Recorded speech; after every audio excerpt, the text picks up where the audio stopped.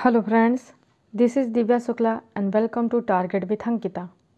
Friends, आज की इस वीडियो में हम नागरिक शास्त्र का लेसन प्लान बनाना सीखेंगे, जिसका प्रकरण होगा मौलिक अधिकार। फ्रेंड्स, इसके पहले हमने और भी लेसन प्लान बनाकर अपने चैनल पर अपलोड कर रखे हैं। अगर आपने उन वीडियो को नहीं देखा है तो मैंने डिस्क्रिप्शन बॉक्स में लिंक दे रखी है, आप वहाँ से जाकर उन्हें भी ज़रूर देखिएगा। और अगर आपको ये वीडियो अच्छा लगे तो इसे लाइक, शेयर और चैनल को सब्सक्राइब करना बिल्कुल मत भूलिएगा। तो चलिए बिना किसी देर के इस वीडियो को शुरू करते हैं। पाठ योजना का निर्माण करते समय सबसे पहले आपको पाठ योजना संख्या लिखना होगा। उसके बाद में छात्राध्यापिका का नाम लिखना होगा।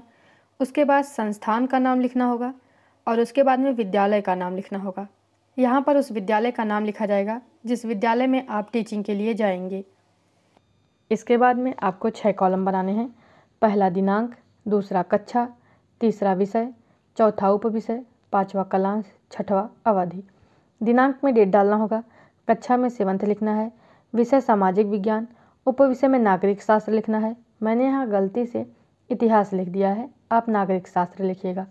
इसके बाद कलांश में 2nd लिखिएगा। अवधि 36 मिनट। उसके बाद हेडिंग डालिएगा प्रकरण और इसमें लिखिएगा मौलिक अधिकार।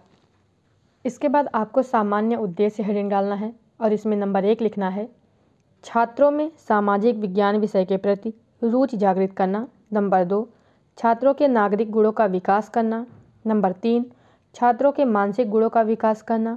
नंबर 4, छात्रों को नागरिक शास्त्र की जानकारी देना। नंबर 5, छात्रों को सामाजिक विज्ञान के गुणों की दैनिक जीवन में उपयोगिता बताना। इसके बाद में विशिष्ट उद्देश्य हेडिंग डालिएगा और इसमें नंबर 1 लिखिएगा ज्ञानात्मक उद्देश्य।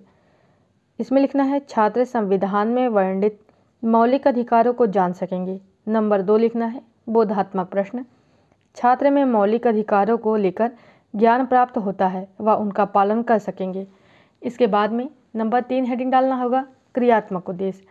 इसमें लिखना है छात्र मौलिक अधिकारों को जानकर उनको अपने दैनिक जीवन में उतार सकेंगे।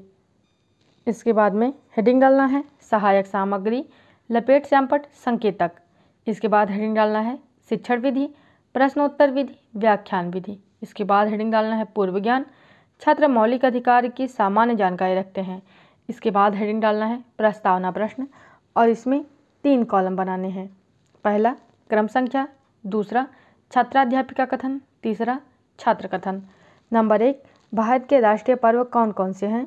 छात्र कथन में लिखेंगे गणतंत्र दिवस, स्वतंत्रता दिवस, गांधी जयंती। नंबर 2, गणतंत्र दिवस कब मनाया जाता है। छात्र कथन में लिखेंगे 26 जनवरी को। नंबर 3, 26 जनवरी 1950 को क्या लागू हुआ था। छात्र कथन में लिखेंगे हमारा संविधान। नंबर 4, संविधान में नागरिकता के अधिकार कहाँ लिखे हैं। छात्र कथन में लिखेंगे मौलिक अधिकार में। उसके बाद लिखेंगे नंबर 5, हमारे मौलिक अधिकार कौन कौन से हैं। छात्र कथन में लिखेंगे संभावित उत्तर। इसके बाद में हम उद्देश्य कथन हेडिंग डालेंगे और इसमें लिखेंगे छात्रों, आज हम लोग मौलिक अधिकार के विषय में अध्ययन करेंगे। इसके बाद में हम प्रस्तुतिकरण हेडिंग डालेंगे और इसमें कुल 5 कॉलम बनाएंगे। पहला शिक्षण बिंदु, दूसरा छात्राध्यापिका कथन, तीसरा छात्र कथन, चौथा शिक्षण विधि, पांचवा श्यामपट्ट कार्य। शिक्षण बिंदु में लिखेंगे समानता का अधिकार। छात्राध्यापिका कथन में स्पष्टीकरण हेडिंग डालेंगे और इसमें लिखेंगे सभी मनुष्यों को जन्म से ही कुछ अधिकार प्राप्त होते हैं जिन्हें मानव अधिकार कहते हैं। इनमें से 6 मौलिक अधिकार के रूप में हमारे संविधान में दिए गए हैं जो निम्नवत हैं। नंबर 1, समानता का अधिकार। नागरिकों के साथ समान रूप से व्यवहार करना। किसी भी व्यक्ति को जन्म स्थान के आधार पर आदमी या औरत किसी विशेष जाति धर्म के होने पर सार्वजनिक जगहों पर जाने से रोका नहीं जा सकता है। नौकरी और व्यवसाय में भी समानता। छात्र कथन में लिखेंगे छात्र ध्यानपूर्वक सुनेंगे। शिक्षण विधि में लिखेंगे व्याख्यान विधि। इसके बाद में शिक्षण बिंदु में हेडिंग डालेंगे स्वतंत्रता का अधिकार। नंबर 2, स्वतंत्रता का अधिकार। इसमें लिखेंगे इसके अंतर्गत निम्न अधिकार आते हैं। पहला बिंदु है शांतिपूर्वक सम्मेलन करने की स्वतंत्रता, अपने इच्छा के अनुसार रोजगार करने की, भारत में कहीं भी बसने की स्वतंत्रता, भारत में कहीं भी आने जाने की स्वतंत्रता, अपने मन की बात कहने या छापने की, जीवन जीने में निजी स्वतंत्रता, शिक्षा का अधिकार 6 से 14 वर्ष के लिए। इसके बाद में शिक्षण विधि में लिखेंगे व्याख्यान विधि। उसके बाद में शिक्षण बिंदु में हेडिंग डालेंगे बोध प्रश्न। नंबर 1, कुल कितने मौलिक अधिकार हैं? छात्र कथन में लिखेंगे 6 मौलिक अधिकार। शिक्षण विधि में प्रश्नोत्तर विधि। नंबर 2, शिक्षा का अधिकार कितने वर्ष तक के बच्चों के लिए निःशुल्क व अनिवार्य है? छात्र कथन में लिखेंगे 6 से 14 वर्ष तक के। उसके बाद में शिक्षण बिंदु में हेडिंग डालेंगे विकासात्मक प्रश्न और इसमें नंबर 1 लिखेंगे शोषण के विरुद्ध अधिकार के बारे में आप क्या जानते हो? छात्र कथन में लिखेंगे संभावित उत्तर। उसके बाद में छात्राध्यापिका कथन में स्पष्टीकरण हेडिंग डालेंगे और इसमें लिखेंगे नंबर 3 शोषण के विरुद्ध अधिकार। पहला पॉइंट इसमें लिखेंगे किसी भी व्यक्ति को जोर जबरदस्ती से काम नहीं करवा सकते। शोषण के विरुद्ध अधिकार में ही अगला पॉइंट लिखेंगे 14 वर्ष से कम आयु के बच्चों से काम करवाना कानूनी अपराध है। अगला पॉइंट है काम करवाने वाले व्यक्ति को 3 माह से 1 साल की कैद और 10,000 से 20,000 रुपये तक का जुर्माना भी दे सकता है।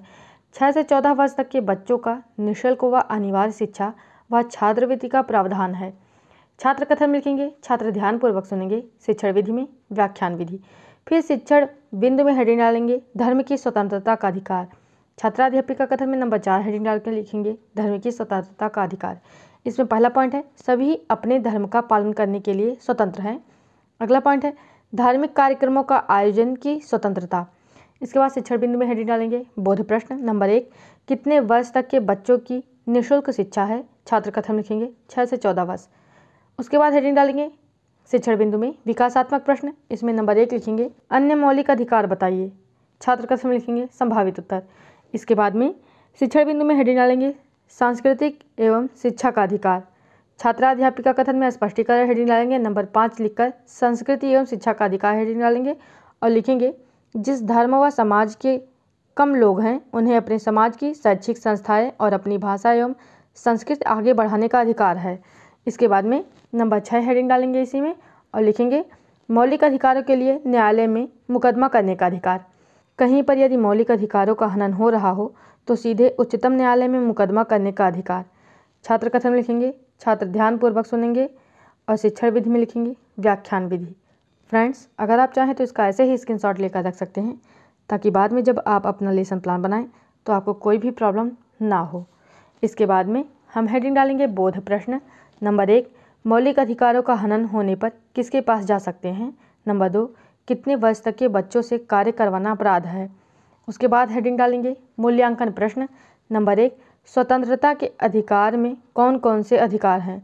नंबर 2, समान नौकरी व शिक्षा का अधिकार कौन सा अधिकार है? इसके बाद में हेडिंग डालेंगे गृह कार्य और इसमें लिखेंगे कुल मौलिक अधिकारों को लिख कर लाइए। आलोचना हेडिंग डालेंगे और छोड़ देंगे। फ्रेंड्स, यहाँ पर हमारा ये लेसन प्लान कंप्लीट होता है।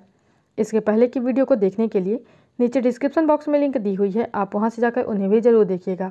और अगर इस वीडियो से रिलेटेड कोई भी सुझाव या सवाल हो तो नीचे कमेंट बॉक्स में लिखना मत भूलिएगा। और अगर आपको ये वीडियो अच्छा लगा हो तो इस वीडियो को लाइक और शेयर करने के साथ साथ हमारे यूट्यूब चैनल को सब्सक्राइब करके नोटिफिकेशन बेल को ज़रूर प्रेस कर दीजिएगा ताकि आपको आने वाली वीडियो की नोटिफिकेशन मिलती रहे।